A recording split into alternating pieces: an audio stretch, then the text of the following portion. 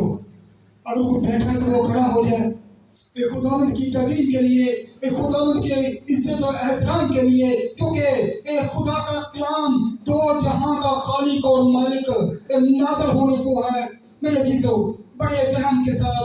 हम खुदा के कलाम को आपकी भरपूर तारीफ के साथ वेलकम करते हैं और खुदा के कलाम को अच्छी पट्टी को वेलकम करते हैं। जोरदार तालियां, तालियां की आवाज़ नहीं आ रही।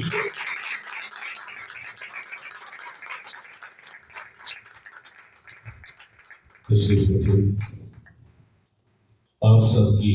सलामती हो। कलम मुक़द्दस में लिखा है, पहला यूहन्ना उसका पहला बाब उसकी 5वीं आयत मुबारका में, इससे सुनकर जो पैगाम हम तुम्हें देते हैं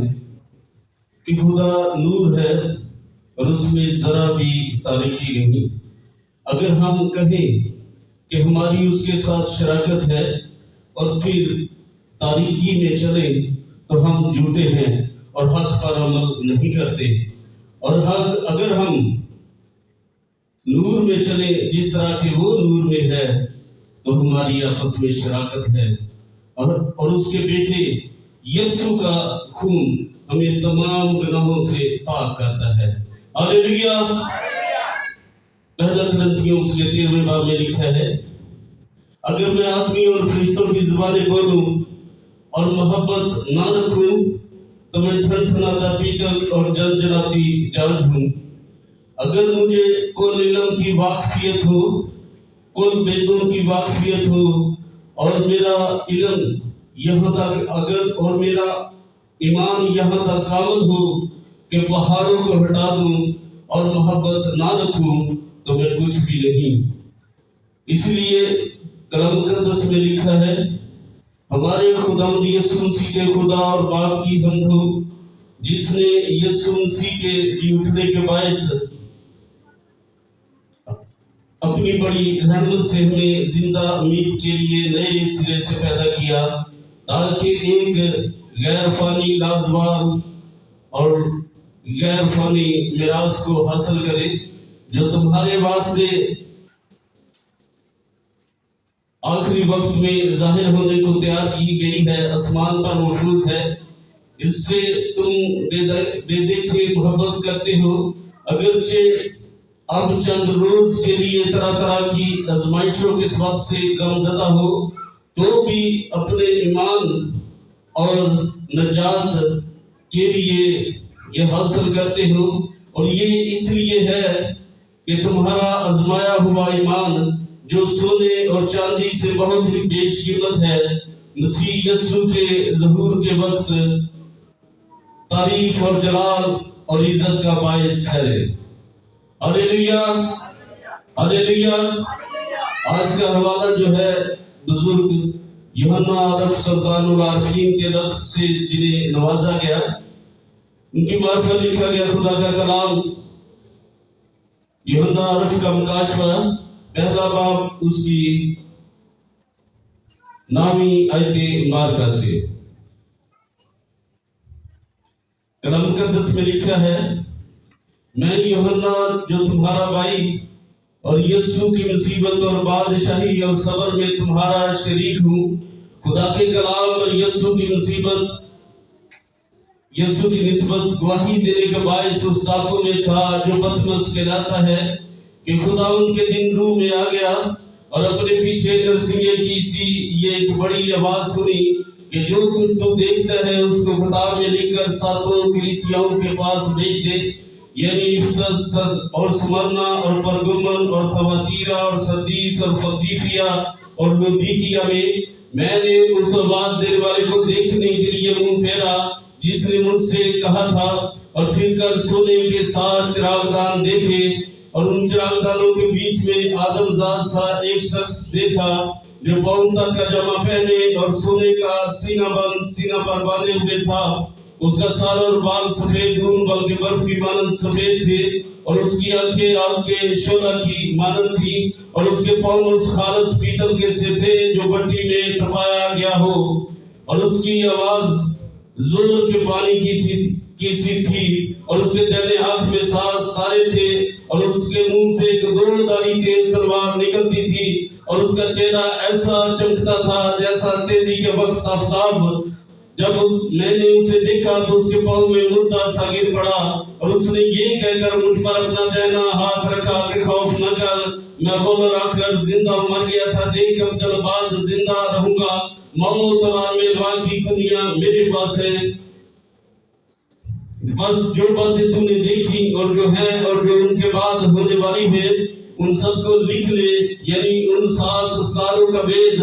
جنہیں تم نے میرے دہنے ہاتھوں میں دیکھا تھا، اور سونے کے 7 چراغ دانوں کا۔ وہ 7 ستارے تو 7 کلیسیاؤں کے فرشتے ہیں اور وہ 7 چراغ دان کلیسیائیں ہیں۔ مقدس کلام کا پڑھا اور سنا جانا ہم سب کے لیے باعث سے برکت ہو۔ جب ہم دیکھتے ہیں تو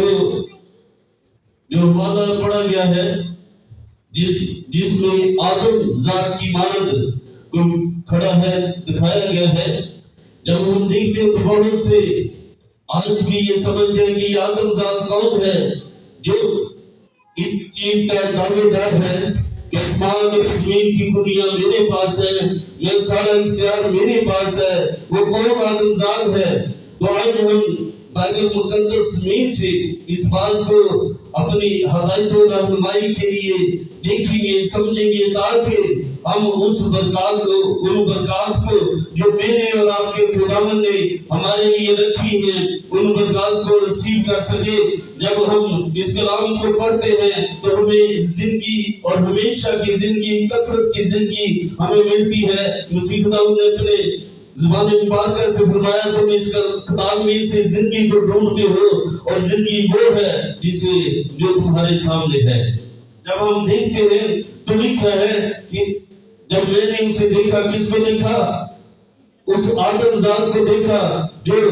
جس کا سارا حلیہ بتایا گیا ہے کہ جو پونتا کا جامہ پہنے اور سونے کا سینہ بند اپنے سینہ پر باندھے ہوئے تھا، اس کا سر اور بال سفید اون بن کے برف کی مانند سفید تھے۔ جب میں نے اسے دیکھا، یوحنا فرماتا ہے کہ جب میں نے اسے دیکھا تو اس کے پاؤں میں مردہ سا گر پڑا، اور اس نے یہ کہہ کر اپنا دہنا ہاتھ مجھ پر رکھا کہ خوف نہ کر، میں بول آ کر زندہ مر گیا تھا، دیکھ اب تک آباد زندہ رہوں گا، موت اور عالم ارواح کی کنیاں کس کے پاس ہے؟ جی میرے پاس ہے۔ جب ہم دیکھتے ہیں تو کلام پر غور کرتے ہیں تو بہت سارے آدمی لوگ یہ کہتے ہیں کہ اس جہان کا خالق اور مالک تو ہمیں کچھ اور بتایا گیا ہے، اس جہان کا خالق اور مالک تو اس جہان کا خالق اور مالک تو خدا ہے جس نے اس جہان کو بنایا۔ جب ہم دیکھتے ہیں تو خدا نے جب ساری چیزیں بنا لی تو خدا نے بزرگ ابراہیم کو اس نسل انسانی میں سے چنا تاکہ خدا کا میسج جو ہے پوری دنیا تک پہنچائے۔ تو خدا نے جب اسے چنا تو اس کی نسل کو جب ہم دیکھتے ہیں تو مصر کی غلامی میں ہے۔ جب مصر کی غلامی میں ہے تو خدا نے جب ان کی آہیں سنی تو خدا نے جب اپنے آپ کو ان پر ظاہر کیا تو خدا نے کیا کیا کہ ان کو غلامی میں سے نکال لیا، یعنی اس مصر میں سے نکال لیا، بتوں کے گھر میں سے، گناہ میں سے خدا نے ان کو نکال کر اپنی راہ پر چلانے کے لیے ان کو بیابان میں لے گیا۔ جب ہم دیکھتے ہیں تو 19ویں باب میں تو خدا نے بزرگ موسیٰ کو تیار کیا تاکہ ان کا نمائندہ ہو، تو خدا نے بزرگ موسیٰ کی معرفت اپنے کلام کو نازل کرنا شروع کیا۔ تو خدا نے کہا کہ جس قوم کو تو میرے پلانگ بازو سے، کبھی بازو سے نکال کر نہیں آیا ہے، اس کو میرے روبرو اکٹھا کر، میرے روبرو حاضر کر، تاکہ میں ان سے ملاقات کروں، تاکہ میں اپنے احکام ان کو دینا شروع کروں، تاکہ میں اپنا کلام ان کو دوں کہ وہ اس دنیا میں کیسے زندگی بسر کرے، کیونکہ وہ ایک خاص ملکیت ہے، کیونکہ میں اس جہان کا خالق و مالک و رازق ہوں، اور میں ان کو دیتا ہوں، اور میں ان کو اپنی قوم بنا کر لے آیا ہوں، اور میں ان کو اپنے احکام دوں گا تاکہ وہ ان احکام پر چلے اور ہمیشہ زندہ رہے۔ لیکن جب ہم دیکھتے ہیں تو جب انہوں نے پہلے ہی دن خدا کو دیکھا، جب ملاقات کی تو وہ ڈر گئے۔ جب ہم 20ویں باب میں دیکھتے ہیں خروج کی کتاب اس کے 20ویں باب میں جب ہم دیکھتے ہیں تو وہ ڈر کے جب کرنا کی آواز اور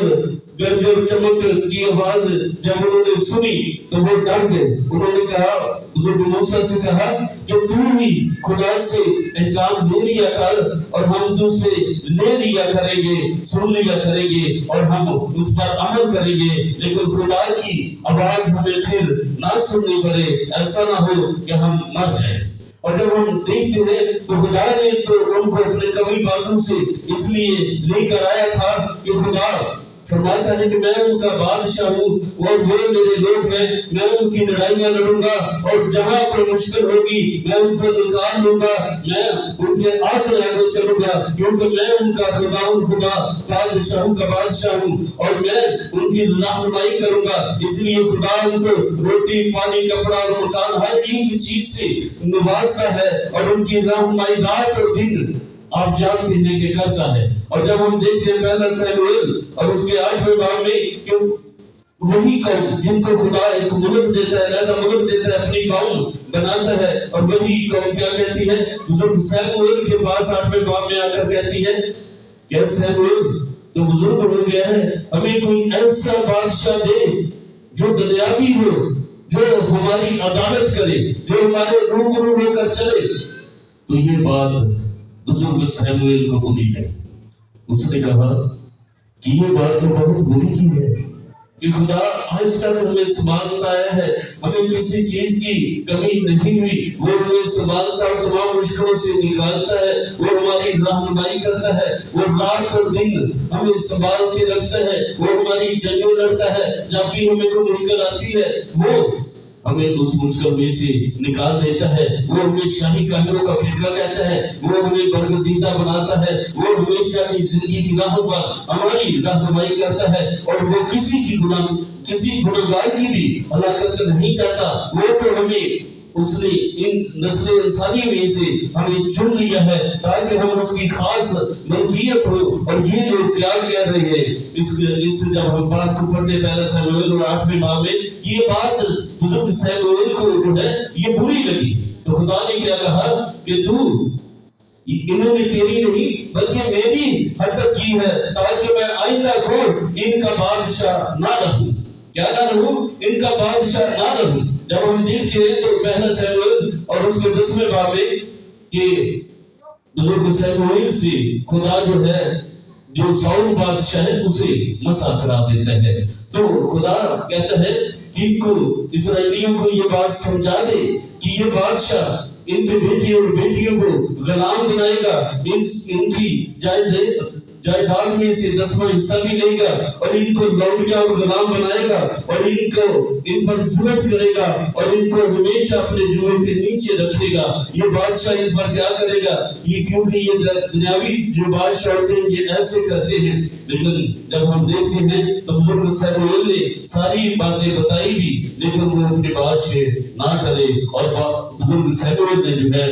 ان کے لیے خدا کے مطابق، خدا کے حکم کے مطابق ان کے لیے ساؤل بادشاہ کو جو ہے منتخب کر دیا، مسا کر دیا. اور جب ہم دیکھتے ہیں تو ساؤل بادشاہ تھوڑے ہی عرصے بعد وہ خدا کی حضوری سے نکل گیا اور وہ بادشاہ سے ہٹ گیا. اس کے بعد جب ہم دیکھتے ہیں تو بزرگ داؤد کو خدا نے بادشاہ بنایا اور سموئیل نے اسے مسا کیا. جب ہم اس کے بعد دیکھتے ہیں تو اس کے بعد سلیمان بادشاہ، اور جب سلیمان بادشاہ جب خدا کی راہ پر نہ چلا تو اس کے بعد رہوبام اور یروبام جو ہے ان میں جو بادشاہت ہے 2 حصوں میں تقسیم ہو گئی. اور اس کے بعد ظلم پر ظلم ہوتا گیا اور جو بنی اسرائیل ہے وہ ظلم میں ڈوبتی چلی گئی اور خدا کی راہوں سے ہٹتی چلی گئی، دور سے دور ہوتی چلی گئی. لیکن خدا نے اپنے اس وعدے کو جو خدا اپنے لوگوں کو فرماتا ہے، جو وعدہ کرتا ہے، جب ہم دیکھتے ہیں تو مکاشفہ 4 باب میں لکھا ہے इन बातों के बाद जो मैं निगाह की तो क्या देखता हूँ कि आसमान में एक दरवाजा खुला हुआ है, और जिसको मैंने पेशतर नरसिंह किसी आवाज से अपने साथ बातें करते सुना था, वही फरमाता है कि यहाँ ऊपर आकर मैं तुझे वो बातें दिखाऊंगा जिनका इन बातों के बाद होना जरूर है। और फौरन मैं रूम में आ गया और क्या देखता हूँ कि आसमान पर एक तख्त रखा है और उस तख्त पर कोई बैठा है, और जो उस पर बैठा है वो सब ये शब्द और उनकी सा मालूम होता है। और उस तख्त के 24 तख्त है, और उस तख्तों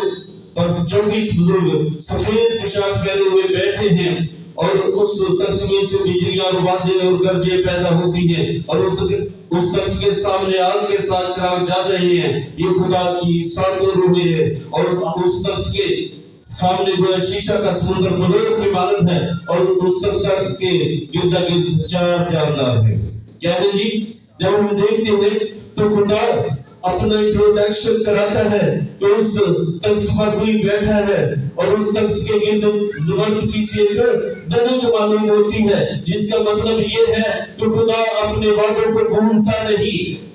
ये क्या है कि जो खुदा ने बुजुर्ग नूह के वक्त अहद किया था कि मैं अपनी कमान को जो है वो बादलों में रखूंगा।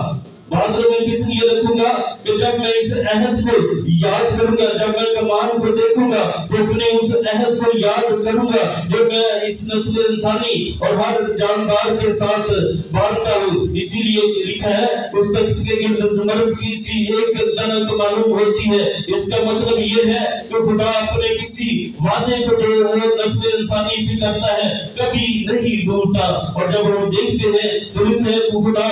ज़बूर 145 उसकी 11वीं आयत में खुदावंद गिरते हुए को संभालता और झुके हुए को उठा करता है, उठा खड़ा करता है। सबकी आंखें तुझ पर लगी है, तो उनको वक्त पर खुराक देता है, तो अपनी मुट्ठी खोलता है और हर एक जानदार की ख्वाहिश को पूरा करता है। किसको पूरा करता है? ख्वाहिश को पूरा करता है। और जब हम देखते हैं तो बुजुर्ग यशायाह की मार्फत लिखा गया खुदा का कलाम, उसके नाम पाक उसकी 6 आयत मार्का में देखते हैं तो लिखा है इसलिए हमारे लिए एक नर का तवल्लुद हुआ और हमको एक बेटा बख्शा गया, और सल्तनत उसके कंधे पर होगी, और वो अजीब मशीन खुदाई का आदर और अक्तियत का बाप और सलामती का शहजादा होगा, और उसकी हुक्मरानी की, उसकी सल्तनत की कोई इंतहा न होगी। वो आज से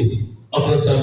वो दाऊद के तख्त पर हुक्मरानी करेगा। और जब हम देखते हैं तो पहला यूहन्ना की किताब उसके पहले बाब में लिखा है कि खुदा में कलाम था और कलाम खुदा के साथ था, सब चीजें उसी के वसीला से पैदा हुई और कोई भी चीज उसके बगैर पैदा ना हुई। उसमें जिंदगी थी और जिंदगी आदमियों का क्या थी? नूर थी, और नूर तारीकी में चमकता है, और नूर तारीकी में चमकता है। वो अपनों के पास आया और अपनों ने उसे कबूल ना किया, लेकिन जितनों ने उसे कबूल किया उसने उन्हें खुदा के फर्जंद बनने का हक बख्शा, जो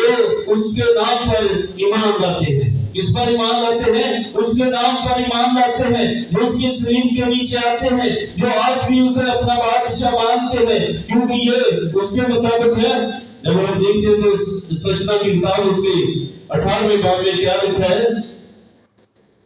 मैं पढ़ना चाहूंगा। लिखा है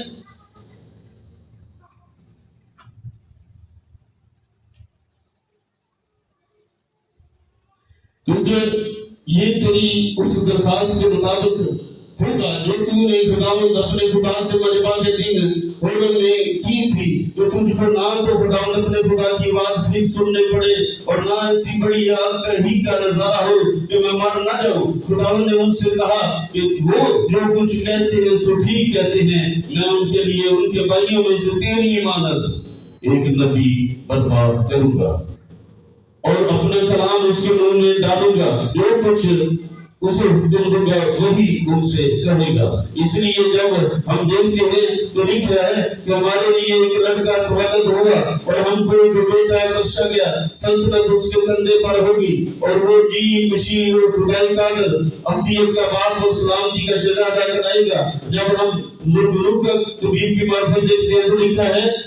और देख तू हमला होगी और तेरे बेटा होगा और उसका नाम यीशु रखना। वो बुजुर्ग होगा और खुदा ताला का बेटा कहलाएगा और खुदा उसके बाप दाऊद का राज्य उसे देगा। तो खुदा दाऊद के घराने की औरत को उसके अपने बेटे को लाने के लिए इस्तेमाल करेगा। और जब हम इसी तरह देखते हैं तो कलाम मुकद्दस में लिखा है, मुकाशवा के किताब उसके 5वें बाब में, इन बातों के बाद जो मैंने निगाह की तो क्या देखता हूँ,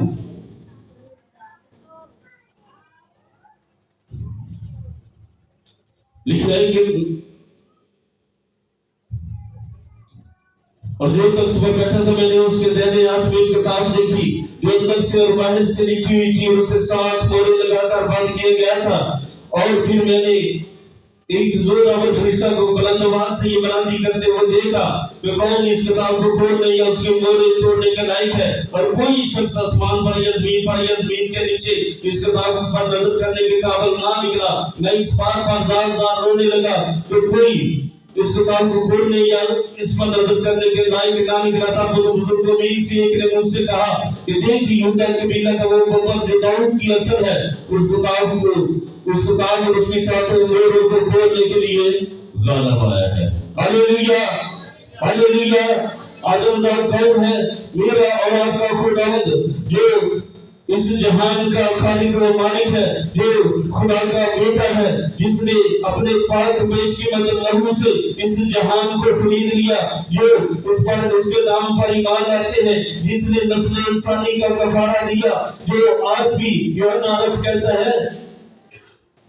कि खुदा मालिक वो है जो कभी न मरे बल्कि हमेशा जिंदा रहे। इसीलिए जब हम देखते हैं तो यूहन्ना अरफ उस जिंदा को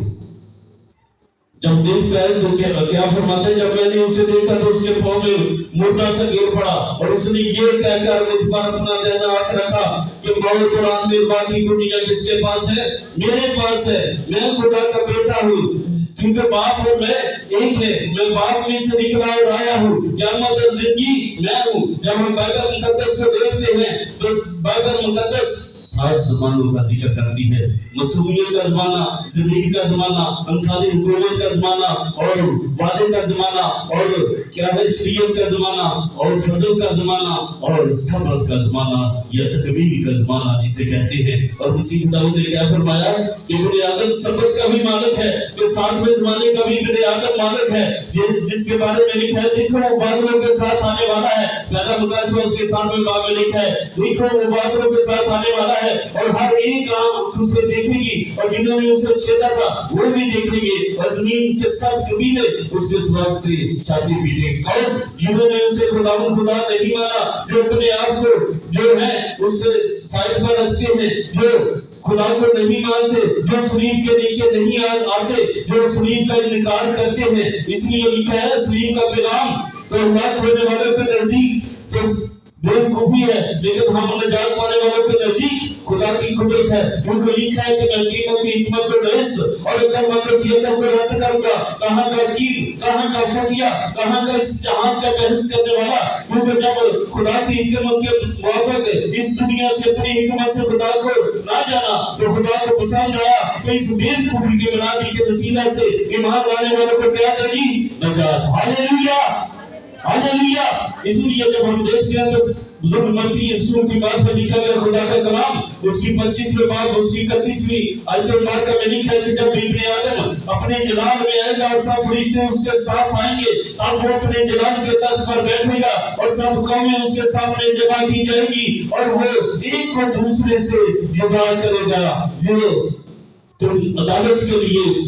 ये कहते थे कि जो हमारी अदालत करे, हमें ऐसा बादशाह दे कि जो हमारी अदालत करे। अदालत भी वही करेगा जिसको खुदा ने मुंतखब किया है, जो खुदा का बेटा है, जो कामयाब बनती तक यकसा खुदा है, जो नूर को पोशाक की तरह पहनता और वह के बाजुओं पर सैर करता है, जो कहता है कि मैं बाप में से निकला और आया हूँ, जो ये कहता है कि क़यामत और जिंदगी मैं हूँ, जो ये फरमाता है कि बेटों का अच्छा चरवाहा मैं हूँ, जो ये कहता है कि का हकीकी दरख्त मैं हूँ, जो ये कहता है कि मैं बाप में से आया और दुनिया की रहनुमाई करता हूँ, जो ये कहता है कि मैं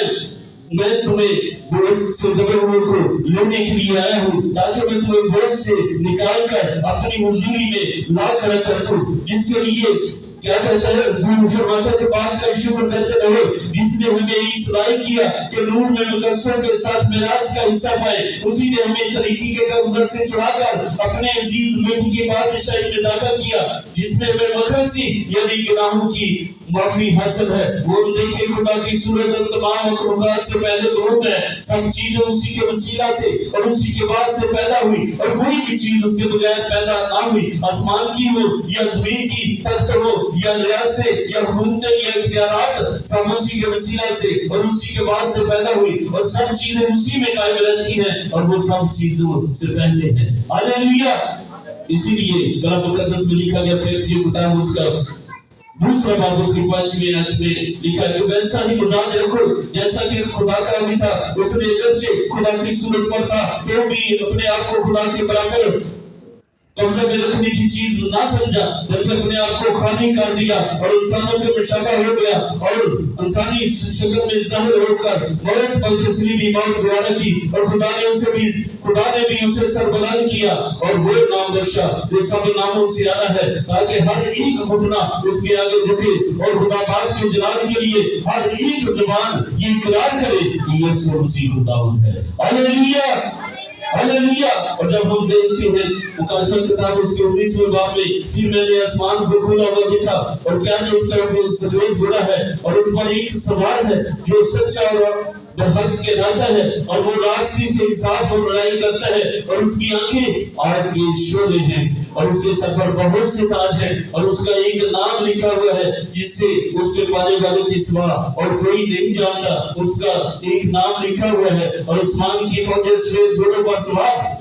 और सफेद और साफ महीन कपड़े पहने हुए उसके पीछे पीछे हैं, और कौमों के मारने के लिए उसके मुंह से एक तेज तलवार निकलती है, और वो लोहे के असर से ऊपर हुकूमत करेगा, और कादिर मुतलक खुदा की सख्त गजब की महक के हौज में नूर उड़ाएगा, और उसकी पेशाब को नाम पे ये नाम लिखा हुआ है, बादशाहों का बादशाह और खुदावंदों का खुदावंद। और वही जो हमारी रहनुमाई करता है, जो हमें आज लेने के लिए आ रहा है। जब यूहन्ना की किताब उसके 14वें बाब में देखते हैं तो वो फरमाता है कि मेरे बाप के घर में बहुत से मकान हैं, अगर ना होते तो मैं तुमसे कह देता, मैं जाता हूँ ताकि जहाँ मैं हूँ तुम भी रहो। मेरा और आपका खुदावंद वही जो कायनात का खालिक और मालिक है, जो बाप का बेटा है, जिसने हमें अपनी मिरास में शामिल किया है, जो हमारी फिक्र करता है, जो हमें संभालता और तमाम मुश्किलों से निकालता है, वो हमारी रहनुमाई करता है। वो हमें हलाकत में नहीं देखना चाहता,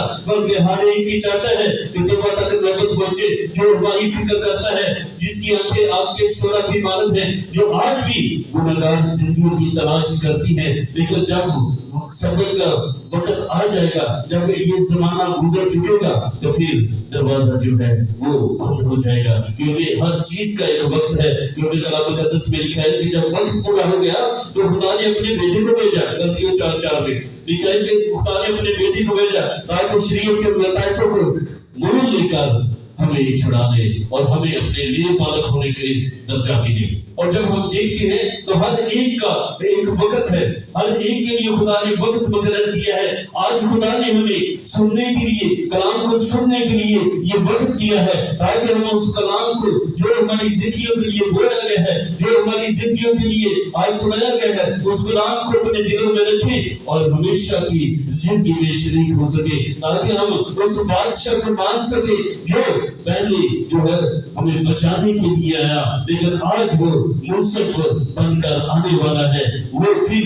बेज़बान बेऐब बरा नहीं होगा, जिसको यूहन्ना अस्बागी क्या कहते हैं, देखो ये खुदा का बरा है, वो बरा नहीं होगा, बल्कि वो क्या होगा, वो मुनसिफ होगा। मैं एक कहानी पेश करना चाहता हूँ। लिखेंगे जब हम देखते हैं तो एक आदमी था, एक बड़े सरकारी नौकरी पर था, और वो जज की तालीम हासिल कर रहा था। जब वो जज की सरकारी तालीम हासिल कर रहा था ताकि वो जज बन सके, तो वो बात करने के लिए जाता है तो देखता है कि एक आदमी जो है वो नहर में डूब रहा है। وہ نہر کے کنارے بات کرتا ہے، اور جب وہ اسے بچاتا ہے، کیونکہ اس کو تیراکی آتی تھی، وہ بھی ینگ مین تھا، وہ اس کو بچاتا ہے تو اس کو نکال لیتا ہے، تو اسے کہتے ہیں اپنے گھر چلا جائے۔ وہ چلا جاتا ہے، اور تھوڑے ہی عرصے بعد جب وہ اپنی تعلیم مکمل کر کے جج بن جاتا ہے، تو وہ پھر وہی جو ہے اس کے پاس آ جاتا ہے، وہی مجرم، کیونکہ اس نے وہ پہلے بھی جب کوئی جرم کر کے وہ کسی کا قتل کر کے بھاگا ہوا تھا اور وہ اسے بچاتا ہے، لیکن جب پھر دوبارہ وہ جب جج کی کرسی پر آتا ہے تو پھر وہی آدمی آ جاتا ہے اس کے سامنے ایک کیس میں، لیکن کیس اس وقت چوری کا تھا، اور اس نے کہا کہ یہ تو سامنے دیکھ کر کہ یہ وہی جج ہے جو رحم دل ہے، اس نے تو مجھے بچایا تھا۔ جب وہ دیکھتا تو وہ دل ہی دل میں بڑا خوش ہوتا ہے، جب اس چوری کے کیس میں اس کو جو کاغذوں کے حساب سے اس کو پھانسی ہو جاتی ہے، اور وہی جج جو ہے اس کی پھانسی کی سزا لکھتا ہے۔ تو وہ تو اپنے دل میں سوچتا تھا کہ یہ تو بچانے والا ہے، اب یہ جج بھی ہے تو یہ مجھے بچا دے گا، لیکن وہ بچ نہیں سکتا۔ جب اس سے پوچھا گیا کہ تو جج صاحب کہتے ہیں کہ تو کیا کہنا چاہتے ہیں، اس نے کہا جی جب آپ نے مجھے پھانسی کا حکم دینا ہی تھا تو اس وقت بچایا ہی کیوں تھا؟ اس نے کہا کہ اس وقت میں بچانے والا تھا، آج میں منصف کی سیٹ پر ہوں، بے شک تو نے کوئی بھی گناہ کیا ہے لیکن کاغذ بولتے ہیں کہ تجھے پھانسی کی سزا ہو، اس لیے میں آج منصف بن کر منصف کی سیٹ پر بیٹھا ہوں، لیکن آج میرا اور آپ کا خداوند اس کلام کے وسیلے سے ہمیں سمجھانا چاہتا ہے کہ کل میرا اور آپ کا خداوند جس سے جو آدم ذات کی مانند کھڑا تھا، جو پاؤں تک کا جامع پہنے ہے، جب وہ پہنے ہے تو وہ بچانے والے کی صورت میں تھا، لیکن جب اب آنے والا ہے جس کی ہم تیاری کر رہے ہیں، بے شک وہی ہے،